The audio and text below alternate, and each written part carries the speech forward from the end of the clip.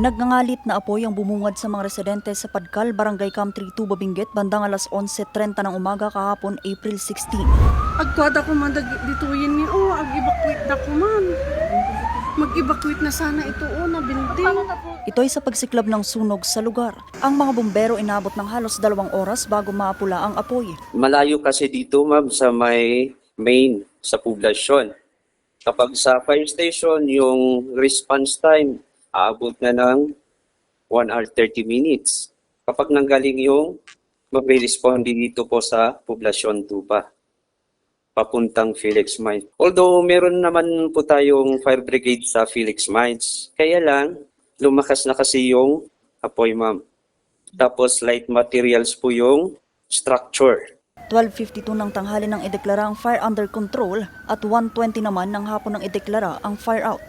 Ayon sa Bureau of Fire Protection, pumalo sa 750,000 pesos na halaga ng ari-arian ang naabo. Yung involved, ma'am, yung 2 residential, yung pagmamayari po ng Felix Mining Corporation, 2 residential and 1 non-residential, yung mercantil.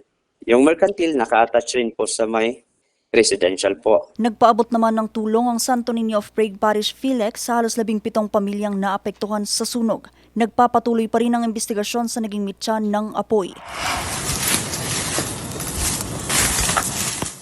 Samantala, umabot naman sa 3,000 square meters na kabundukan ang natupok sa sitio Kiangdo, Hapaw sa Hungduan ni Fugao noong hapon ng Lunes, April 14. Bagamat tagading napula ang apoy pasado alas 11:55 ng gabi, naging pahirapan naman ang pag-apula nito. Ini-encounter namin is yung terrain itself, ma'am, kasi dito, ma'am, is sa isang malalayong mga lugar, ma'am, pag may alarma, mga matatagalan kami makarating doon kasi yung mga daan dito medyo mahirap abutin. O yung mga sityos, mga ibang sityos dito, ma'am. Nagpapatuloy pa rin ang investigasyon sa insidente. Vanessa Bugtong, RNG News.